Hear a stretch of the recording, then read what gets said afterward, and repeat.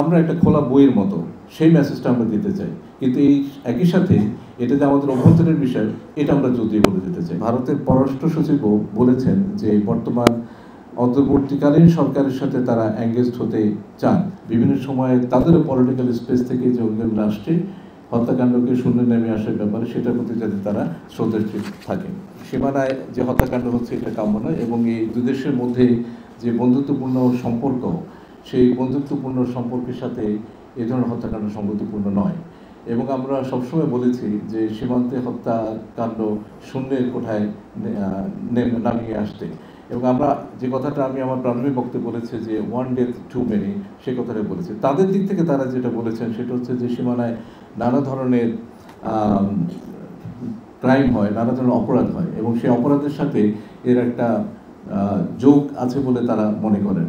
আমরা যেটা বলেছি যে উই ডোন্ট কন্ডোন এনি ক্রাইমস, আমরা কোনো ধরনের যে ক্রাইম বা অপরাধ সেটাকে তো সমর্থন করি না, কিন্তু আমরা একই সাথে হত্যাকাণ্ডকে সমর্থন করি না। কাজে দুই দেশের সাথে সম্পর্কের যে বন্ধুত্বপূর্ণ সম্পর্ক কথা সবসময় বলে আসি, তার সাথে সঙ্গতি রেখেই আমাদের যে অঙ্গীকার বিভিন্ন সময়ে তাদের পলিটিক্যাল স্পেস থেকে যে অন্যান্য রাষ্ট্রে হত্যাকাণ্ডকে শূন্য নেমে আসার ব্যাপারে সেটার প্রতি যাতে তারা শ্রদ্ধাশীল থাকে।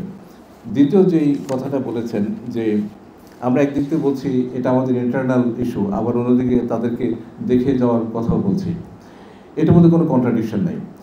এই জন্যে যে আমরা একটা খোলা বইয়ের মতো সেই মেসেজটা আমরা দিতে চাই, কিন্তু এই একই সাথে এটা যে আমাদের অভ্যন্তরের বিষয় এটা আমরা জোর বলে দিতে চাই। কারণ মনে যদি কোনো ধরনের সংশয় থাকে, সেই সংশয় দূর করার জন্যই we are like a open book. That's why I think this invitation has come from আমাদের মাননীয় প্রধান উপদেষ্টার কাছ থেকে সেই আহ্বান এসছে।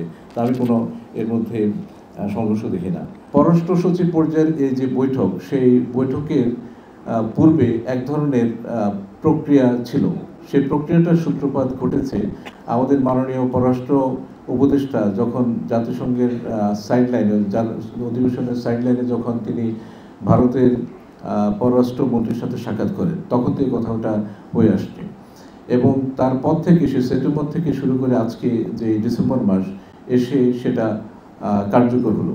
এবং আপনারা দেখবেন যে ভারতের পররাষ্ট্র সচিবও বলেছেন যে বর্তমান অন্তর্বর্তীকালীন সরকারের সাথে তারা এঙ্গেজড হতে চান। They want to engage with the government of the day.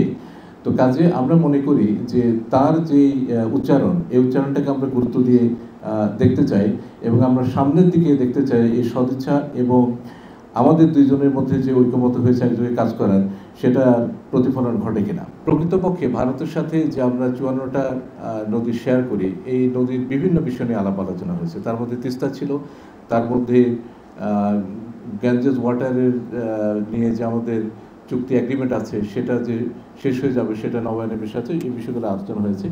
আমাদের দিক থেকে আমরা খুব জোর দিয়ে বলেছি যে জিআরসি যে সভাটা সেটা অনুষ্ঠিত হওয়া প্রয়োজন। আমার ধারণা এই বিষয়ে তারও কোনো দ্বিমত নেই, এটা হয়তো যথাসময়ে অনুষ্ঠিত হবে।